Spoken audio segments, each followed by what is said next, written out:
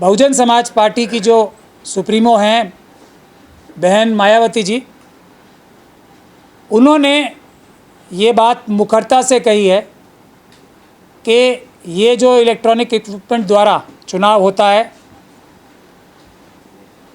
वो जो सभी विपक्षी पार्टियां जिसका विरोध कर रही हैं वो भी उसमें विरोध अपना दर्ज कराती हैं और उन सबके साथ वो भी ये बात कहती हैं कि इस तरीके से चुनाव निष्पक्ष नहीं हो सकता। और उन्होंने एक और महत्वपूर्ण बात की कि मतपत्र से चुनाव होना चाहिए और जैसे ही मतपत्र से चुनाव होगा वैसे ही बहुजन समाज पार्टी के अच्छे दिन आ जाएंगे। ये सबसे महत्वपूर्ण बात है और मुझे बहुत खुशी है आप लोगों के सहयोग से और देश की जनता के सहयोग से मायावती साहिबा को ये बात अब अच्छे से समझ में आ गई है कि बहुजन समाज जैसी बड़ी पार्टी को छोटी पार्टी बनाने में आरएसएस और बीजेपी ने इन उपकरणों का प्रयोग किया है। वरना बहुजन समाज पार्टी भले ही कितने भी स्लीपर सेल उसमें आ जाएं मिश्रा जी जैसे, उसको इतना कमज़ोर कभी नहीं कर सकते थे। मुझे बहुत खुशी है और इस बात की मुबारकबाद मैं आपको देना चाहता हूँ। मैं मायावती जी से ये भी गुजारिश करूँगा कि 14 जून को हमारा जो जंतर मंतर पे एक मंत्रणा का प्रोग्राम है और उसके बाद हम सब लोग बिहार जाएंगे। पटना में एक बड़ा प्रोग्राम 14 तारीख को ही अनाउंस करेंगे और उसके बाद बिहार के हर एक डिस्ट्रिक्ट में मतपत्र वापस लाने के लिए चुनाव मतपत्र से ही होना चाहिए, उसके लिए आंदोलन, बिहार में बड़ा आंदोलन शुरू करेंगे। उसमें वो अपना सहयोग करें और किसी अपनी पार्टी के कार्यकर्ता या नेता को भेजें ताकि हम लोग उनका सहयोग प्राप्त कर सके, देश की जनता उनका सहयोग प्राप्त कर सके, उनकी पार्टी का सहयोग प्राप्त कर सके। ये एक बहुत बड़ी जो है हमारे आंदोलन को बहुत बड़ा बूस्ट मिलेगा। और मैं ये समझता हूँ बहन मायावती जी का सबसे बड़ी जिम्मेदारी भी है, क्योंकि बाबा साहब डॉक्टर भीमराव अंबेडकर ने जो सबसे बड़ा एक सबको, हमारे हर एक देशवासी को राजा बनने का जो अवसर दिया था, एक वोट का अधिकार देके, बराबर का एक वोट का अधिकार सबको देके, ये उपकरणों द्वारा चुनाव जो कराया जाता है वो उस अधिकार को छीनने के लिए कराया जाता है। तो बाबा साहब के एक मत के बराबर के अधिकार की सबसे बड़ी जो उस पर चोट पहुंचाने का काम है ये उपकरण वाली चुनाव कराती है। तो मैं ये समझता हूँ बसपा का तो सबसे बड़ी जिम्मेदारी बाबा साहब की वजह से वैसे भी है, क्योंकि बाकी सब लोग तो अभी कुछ दिन से ही बाबा साहब का नाम लेना मुखरता से शुरू हुए, लेकिन बहुजन समाज पार्टी तो बाबा साहब के जो आदर्श हैं उन्हीं को पूरा करने के लिए ही बनी ही थी। उसकी संरचना ही काशीराम साहब ने बाबा साहब के सपनों को पूरा करने के लिए ही की थी। उसके साथ एक और महत्वपूर्ण घटना हुई। राहुल गांधी साहब जो हमारे देश के विपक्ष के नेता हैं, मतलब लोकसभा में, और अगर देखा जाए तो प्रधानमंत्री से, जो हमारे देश के प्रधानमंत्री साहब हैं मोदी जी, उनसे भी ज़्यादा संख्या में लोगों ने विपक्ष का नेता होने की लोकसभा में जिम्मेदारी उनकी लगाई है। तो वो कहीं ना कहीं 60% देश की जनता की नुमाइंदगी करते हैं, उनकी रिप्रेजेंटेशन करते हैं। तो उन्होंने भी एक लेख लिखा और उस लेख में 5 बिंदु उन्होंने उठाए। पहला बिंदु कि चुनाव आयोग की नियुक्ति सुप्रीम कोर्ट के आदेशों के खिलाफ है और वो बीजेपी और आरएसएस अपनी मनमर्जी का चुनाव आयुक्त बना रही है, ये एक। 2 के वोटर लिस्ट में धांधली होती है। 2, 3 वोटिंग परसेंटेज प्रोविजनल, जो 5 बजे की वोटिंग परसेंटेज चुनाव आयोग जिसकी घोषणा करता है और उसके अगले दिन जो घोषणा करता है उसमें 8% तक का बढ़ोतरी हो जाती है, ये तीसरा। और चौथा कि Bharatiya Janata party selective voting करा के, मतलब बूथ वाइज बोगस पोलिंग करा के, बोगस वोटिंग करा के चुनाव जीतती है। और 5वां, वो देश की जनता से जो एविडेंस है, जो सबूत है, वो छुपाती है सीसीटीवी और वीडियोग्राफी ना देके। राहुल गांधी जी ने अपने एडिटोरियल में मेरा नाम तो नहीं लिखा, शायद जो स्लीपर सेल्स हैं उन्होंने रोक लिया होगा राहुल गांधी जी को मेरा नाम लिखने से अपने एडिटोरियल में, और मुझे उसकी कोई तकलीफ़ भी नहीं है। लेकिन मेरे वाले केस का जिक्र ज़रूर किया कि पंजाब हरियाणा हाई कोर्ट से जो आदेश हुआ था वो मेरे वाले ही केस में हुआ था। और इंडियन एक्सप्रेस ने अगले दिन जो राहुल गांधी जी के एडिटोरियल के ख़िलाफ़ अपने फ्रंट पेज पे जो एक अपना निष्कर्ष छापा, उसमें मेरा नाम लिखा था उन्होंने, पर राहुल गांधी जी के एडिटोरियल में मेरा नाम, मेरे केस का नाम नहीं था। उसका जिक्र ज़रूर था। उस कोर्ट के आदेश को निरस्त करने के लिए बीजेपी की सरकार ने चुनाव आयोग के साथ मिलकर कानूनी बदल दिया। ये राहुल गांधी जी को शायद अभी तक बताया नहीं गया है कि जयराम रमेश साहब, जो उन्हीं के पार्टी में एक बड़े नेता हैं, जो जिन्हें हम स्लीपर सेल कहते हैं और वो हैं भी, उन्होंने हमारे इस मतपत्र वापस लाने के आंदोलन को 4.5 महीने तक डिले किया। सुप्रीम कोर्ट में अपनी पिटीशन डाल के उसकी वजह से 4.5 महीने देरी हुई।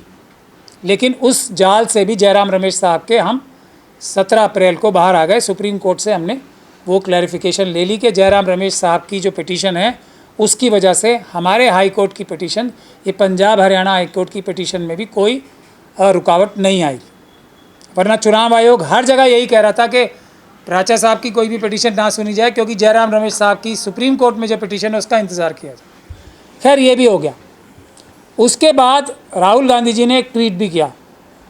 तो उससे पहले मैं ये बताना चाहता हूँ कि जो पहले 4 पॉइंट राहुल गांधी जी के थे, उसका बड़ा ही मुखरता से चुनाव आयोग ने इनडायरेक्टली उसका विरोध किया है और ये बोला है कि राहुल गांधी जी ने तथ्यों के आधार पर बात नहीं लिखी है और उनको शायद तथ्य पता ही नहीं है।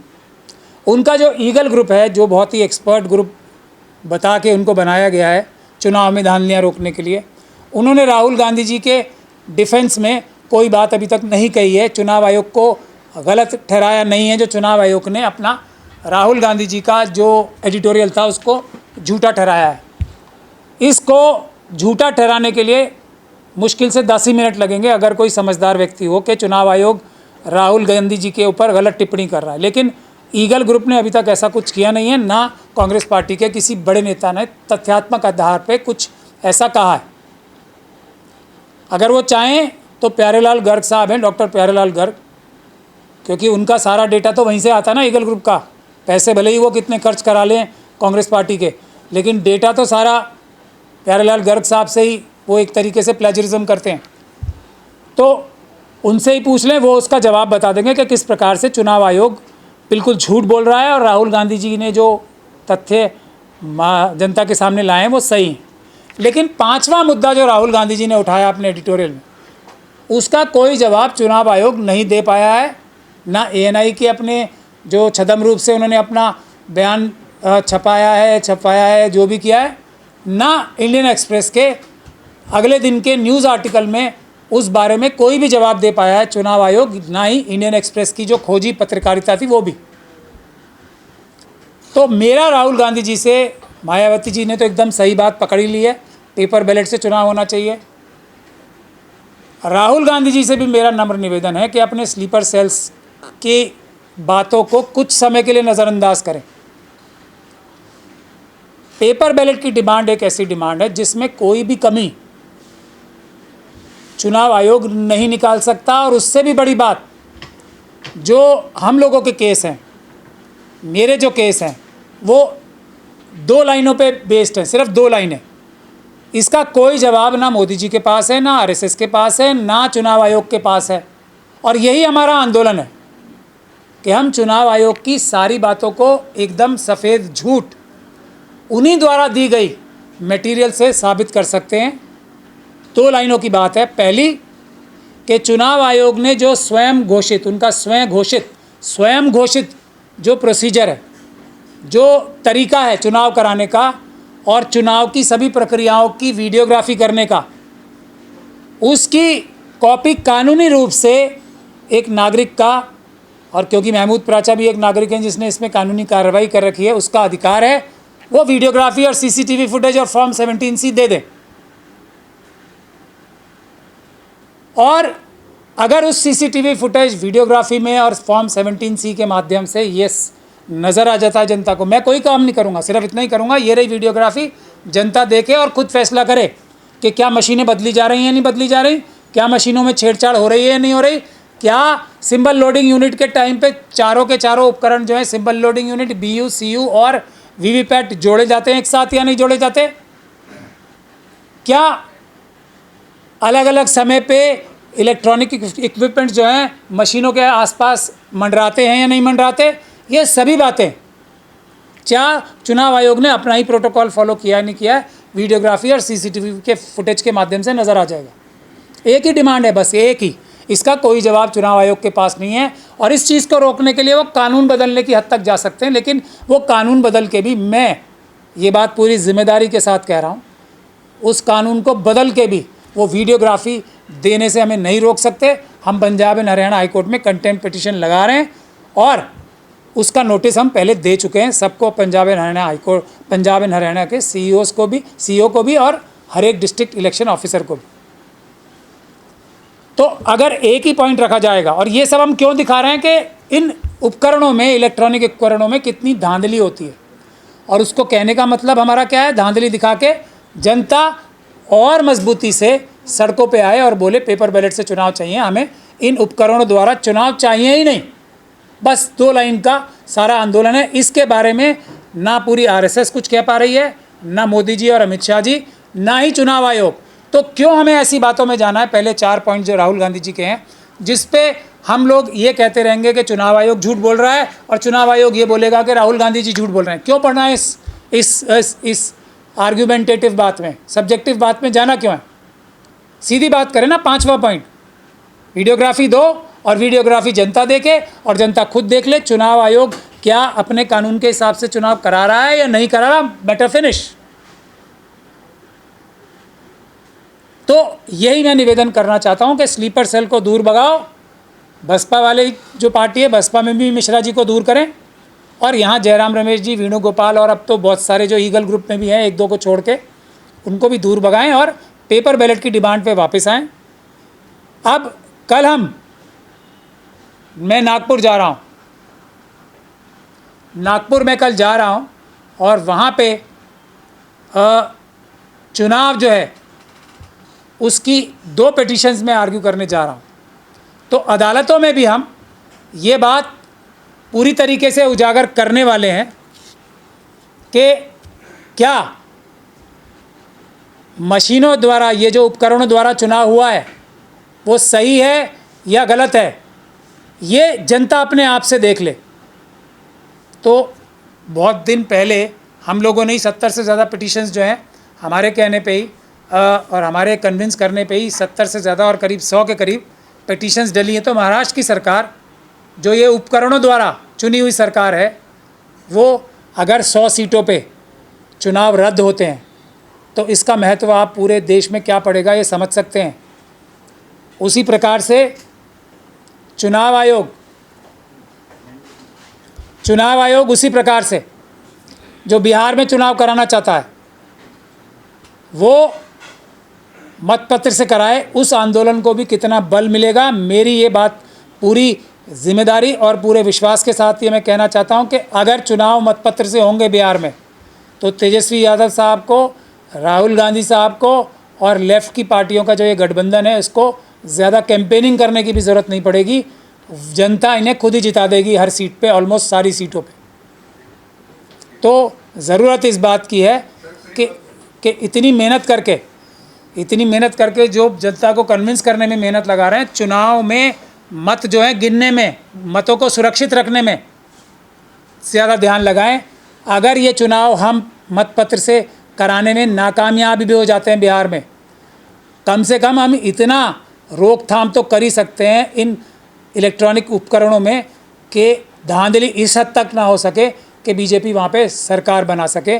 तो मेरी गुजारिश यही है सभी लोगों से कि 14 तारीख को 11 बजे, 14 जून को 11 बजे जंतर मंतर पे आएँ सब बड़ी से बड़ी संख्या में। और उसके बाद बिहार के सभी मुझे अम्बेडकरवादियों से ये गुजारिश करनी है, हर डिस्ट्रिक्ट के अम्बेडकरवादियों से ये गुजारिश करनी है कि वो अपने अपने डिस्ट्रिक्ट में आंदोलन खड़ा करें मत पत्र वापस लाने का, और हम लोग वहाँ पे आके आंदोलन में उनका साथ देंगे। पटना में हम खुद जाके बड़ी प्रेस कॉन्फ्रेंस भी करेंगे और आंदोलन भी, शुरुआत आंदोलन की बिहार में करेंगे हम। इसका जो हम अनाउंसमेंट है डेट की 15 के, हम पटना कब जाएंगे ये आंदोलन शुरू करने के लिए मतपत्र वापस लाने का, वो हम 14 तारीख को जंतर मंतर से ही करेंगे 11 बजे। तो मुझे आपसे यही गुजारिश करनी थी। हाँ, सुरजेवाला साहब ने, राहुल गांधी जी ने एक और ट्वीट भी किया है कि सुरजेवाला साहब ने जो एक पिटीशन जो डाली थी उसमें 2009 से लेकर 2024 तक जो वोटर लिस्ट है उन्हें दे दी जाए। तो उस पर राहुल गांधी जी ने रिक्वेस्ट की है चुनाव आयोग से। मेरा ये मानना है कि सुरजेवाला साहब को कंटेम्प्ट की प्रोसीडिंग शुरू करनी चाहिए, क्योंकि 25 फरवरी का वो दिल्ली हाई कोर्ट का ऑर्डर है सुरजेवाला साहब का, वो मैं आपको बता भी दूँ, ये है वो ऑर्डर। उसमें 3 महीने का टाइम दिया था चुनाव आयोग को। चुनाव आयोग ने 3 महीने तक अगर वो नहीं दिए, क्योंकि 3 महीने 24 मई को ख़त्म हो चुके थे, तो उसके बाद उन्हें कंटेम्प्ट लगानी चाहिए थी। राहुल गांधी जी को कोई गुजारिश करने की चुनाव आयोग से ज़रूरत नहीं है। एक और बात मैं कहना चाहता हूँ कि ये सब सबूत जुटा के भी होगा क्या? वोटर लिस्ट में धांधली आपके हाथ आ गई तो उससे क्या हरियाणा का और महाराष्ट्र का चुनाव समाप्त हो जाएगा? नहीं होगा। क्या आगे जो चुनाव आयोग के कार्यकर्ता हैं, जो वोटर लिस्ट इलेक्टोरल ऑफिसर्स हैं अलग अलग जगह पे, क्या वो धांधली करना बंद कर देंगे? नहीं। धांधली रोकने का इलेक्टोरल ऑफिसर्स का जो वोटर लिस्ट है उसमें धांधली रोकने का तरीका भी ये है जो हमने ऑलरेडी कर रखा है। हमने इसकी भी एफआईआर कराने के लिए पार्लियामेंट स्ट्रीट में, पूरे देश में जो ये वोटर लिस्ट में धांधली कर रहे हैं इलेक्टोरल ऑफिसर्स, उसके लिए भी एफआईआर दर्ज कराने के लिए हमने ना सिर्फ पार्लियामेंट स्ट्रीट पुलिस स्टेशन में एफआईआर करा रखी है चुनाव आयोग के सभी अधिकारियों के खिलाफ, बल्कि क्योंकि चुनाव आयोग ने अमित शाही फरमान की वजह से शायद नहीं की एफआईआर दिल्ली पुलिस के अधिकारियों ने, तो हमने अदालत में भी ये मुकदमा भी डाल रखा है। तो असली तरीका ये है वोटर लिस्ट में धांधली रोकने का। आखिरी बात मैं यही कह के ख़त्म करूँगा कि आप सभी लोगों से मेरी यही गुजारिश है कि बैलेट पेपर वापस लाने के आंदोलन से जुड़ें, यही सही रास्ता है। चाहे कोई भी गड़बड़ी और धांधली बीजेपी और आरएसएस कर रही है उसको रोकने का, क्योंकि अगर मतपत्र से चुनाव नहीं होंगे, पब्लिक ओपिनियन कितना भी बन जाए, कितने धरने प्रदर्शन हो जाएं, भारतीय जनता पार्टी को ये पता है कि वो चुनाव में धांधली करा के चुनाव जीतते रहेंगे और इन आंदोलन से उनके ऊपर कोई फ़र्क पड़ने वाला नहीं है। तो हर समस्या का एक ही समाधान है और वो है बैलेट पेपर वापस लाने का।